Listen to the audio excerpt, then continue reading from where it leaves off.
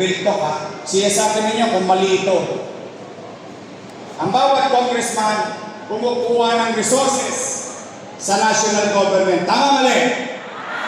Dadalhin sa kanyang nire-representang distrito. Tama mali? Pag may congressman sa distrito, dapat ang proyekto sa distrito. Tama mali? O yung congressman yun, nagpagawa ng eskwela sa District 1.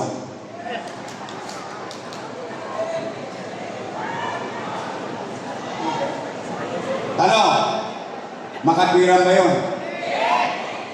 You should demand. Why?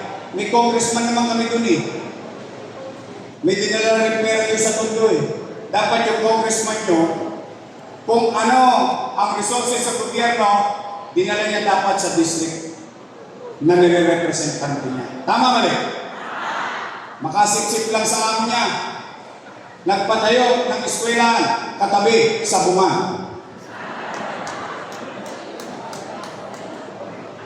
Di ba? Pinicture-picture pa nila. Kaya kayo, mga taga-distrito, mag-demand kayo. You should demand. Bakit? Nakalaan dapat sa inyo yun. Total na dyan yan. Hindi nyo na yan mababalik. Pero kaya nyo yan baguhin. Baguhin na natin. Total na tulungan na natin sila. Pwede ba? Ibalik natin sa Congress si Carlo Lopez.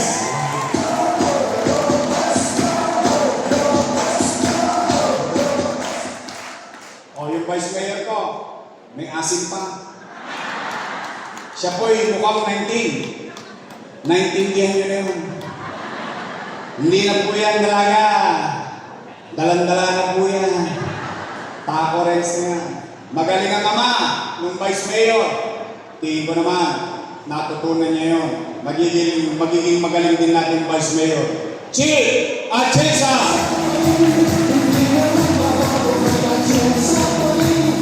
Yung party list sa pumunta sa atin ngayon, bumisita ngayon, binigyan tayo ng oras. Ang ating kasangga, 107 party list. Onay, promise, straight talaga. Hindi ako makapaniwala. Talaga? Kaya niyong gawin yun? Hindi nga. O sige. Total, 5 buwan pa yung eleksyon. Ha? Para mabago. Totoo yun. 5 buwan pa naman yung eleksyon. Baka lang makalimutan ninyo yung mga pangalan nila. Gawin na natin, simple natin yung kampanya. Pagdating ng araw ng paghuhukom, Mayo, ang taong bayan maghuhukom na. Ang taong bayan magtatala na ng mga maliligtas. Tama mali? At ang mga politiko, pag-iikot na yan. Dalawa lang naman ang pagpipilian ninyo. Isang grupo, your best choice, matamis. Yung kabilang grupo, ladies' choice. Asim. Kayo po may sabi nun, hindi po. Ang tatawa talaga ng utak ko.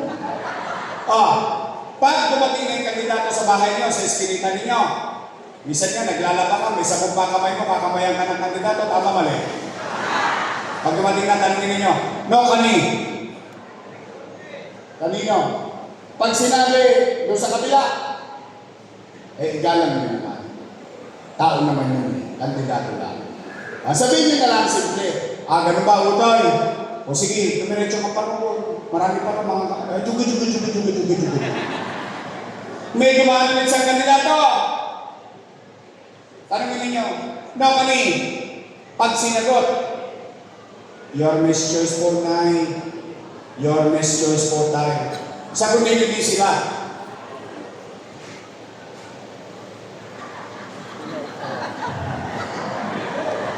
Naitala ka na. Maliligtas ka.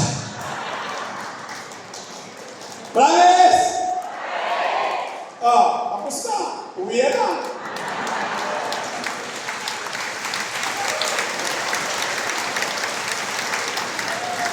Sa Mayo, meron tayong team song sa kanila.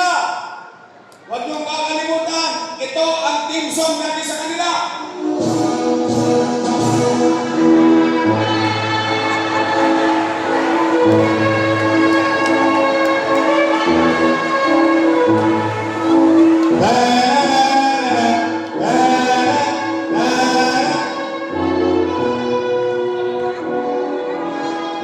Oh, graduation na. Ipag-graduate na natin silang lahat. Pagpahingin na natin, ano? Ako, sa totoo lang, mahal ko lang talaga kayo. Pampahinga na ako eh. Hindi po sa pag-ano, mahal ko lang talaga kayo. 27 years of my life was dedicated to public service. 23 anyos ako nagsimula. Sariwa po ko nung makuhan. Ngayon, tasikwent na. Mahal ko lang. I love you! Mag-iingat kayo sa pag-uwi. Ha? At huwag kayong mawawala ng pag-asa. May awa ang Diyos.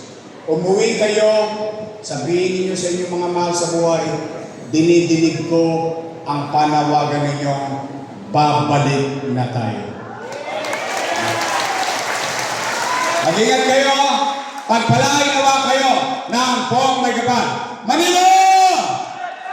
God first, thank you!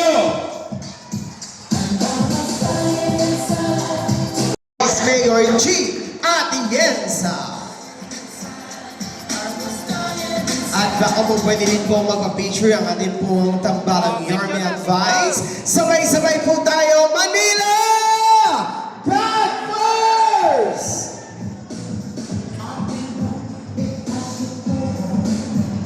Maraming salamat din.